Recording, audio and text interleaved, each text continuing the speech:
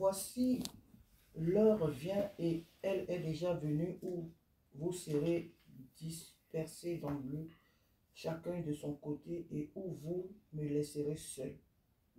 Mais je ne suis pas seul car le Père est avec moi. Je vous ai dit ces choses afin que vous ayez la paix en moi. Vous aurez des tribulations dans le monde, mais prenez courage, j'ai vaincu le monde. Amen. Dans le livre de Jean, et l'évangile de Jean, chapitre 16, à partir du verset 32 à 33. 32 à 33. Le Seigneur dit, voici l'heure vient, et elle est déjà venue, où vous serez dispersés chacun de son côté. Où vous serez dispersés chacun de son côté. Et où vous me laisserez seul. Mais je ne suis pas seul, car le Père est avec moi. Voici l'heure vient, où vous serez dispersés, et l'heure est déjà là. Nous voyons cette dispersion même déjà. C'est vrai que dans ce contexte-là, Jésus voulait parler de la persécution qui allait surgir. Jésus voulait parler du fait que les gens allaient venir l'attraper pour accomplir ce pourquoi il était venu au monde. Et sous l'effet de la peur, ses disciples allaient fuir. Et ils allaient le laisser. Ils allaient le laisser.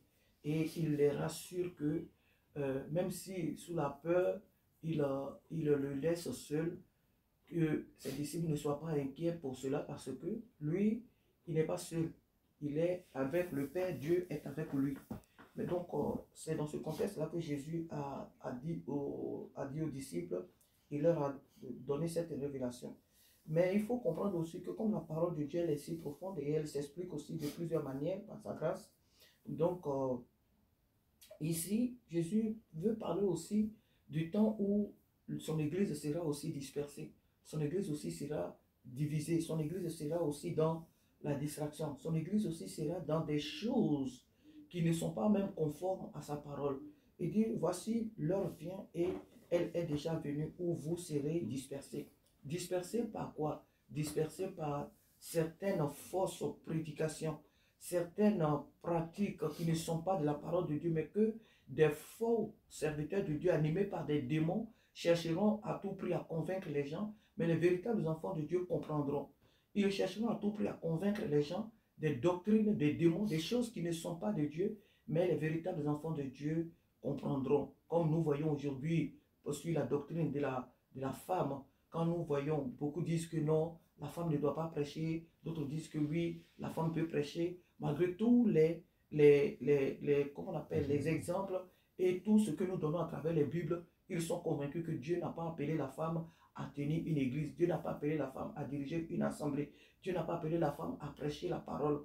Et donc, toute cette divergence, différence, je ne sais pas, toutes ces choses-là, aujourd'hui, dispersent l'église. Alors que le maître lui-même qui a bâti l'église, le Seigneur lui-même, il est là, mais nous le laissons et chacun va de son côté. Chacun va de son côté. Et maintenant, il y a d'autres qui envoient aussi vraiment des doctrines et qui ne sont pas de Dieu, telles que la dîme. On ne doit pas donner la dîme. On ne doit pas donner la dîme. Tout ça, c'est la dispersion du peuple de Dieu. On ne voit pas la parole de Dieu, ce qu'elle dit. On ne voit pas l'essentiel, mais nous engageons à aller dans tous les sens, soit disant que nous cherchons la solution. Il y a aussi la dispersion de la persécution réelle qui va amener les autres même à abandonner le Seigneur.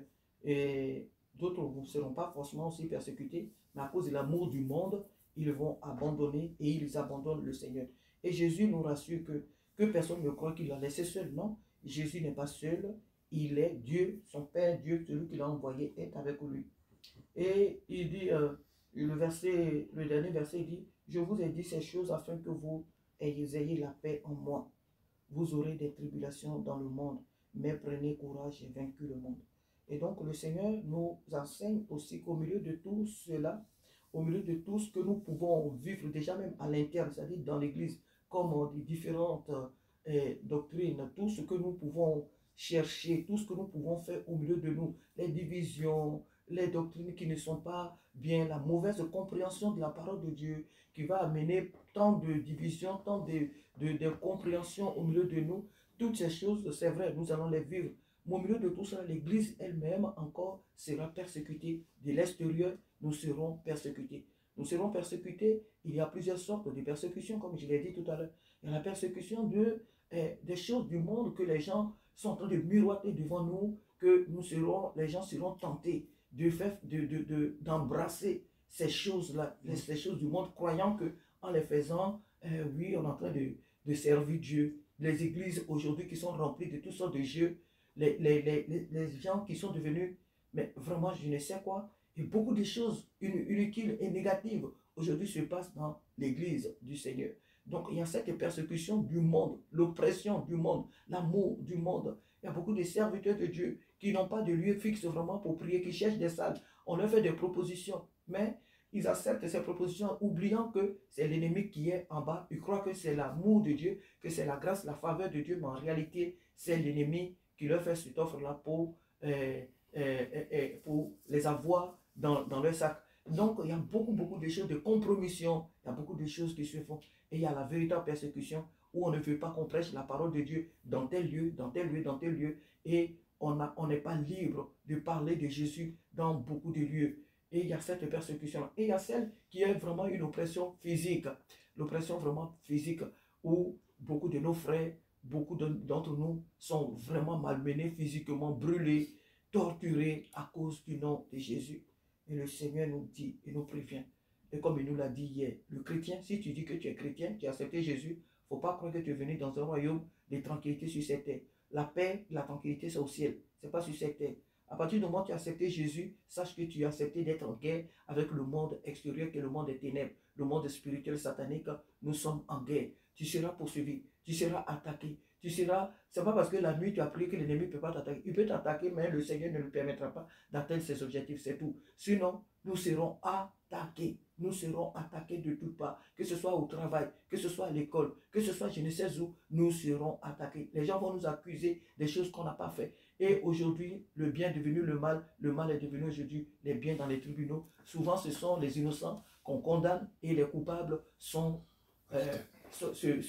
pavanent au dehors. Combien d'innocents judiciaires combien d'innocents qui gisent dans nos prisons. Donc, il y a beaucoup de choses qui se passent et qui se passeront de plus belle encore à travers ce monde. Le Seigneur nous prévient que ce n'est pas parce que vous êtes des chrétiens, vous êtes mes enfants, que vous ne serez pas dans ces choses-là. Vous serez persécutés. Mais n'oubliez pas, j'ai vaincu le monde. J'ai vaincu le monde, donc en lui, il n'y a aucune force.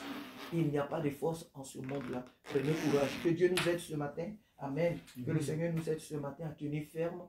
Que le Seigneur nous aide ce matin à ne pas nous disperser, à ne pas l'abandonner parce qu'il est Dieu, à ne pas l'abandonner parce qu'il est lui seul notre couverture, notre sauveur et celui vraiment de qui nous avons réellement besoin pour être heureux sur cette terre. Il n'y a que Jésus. Donc,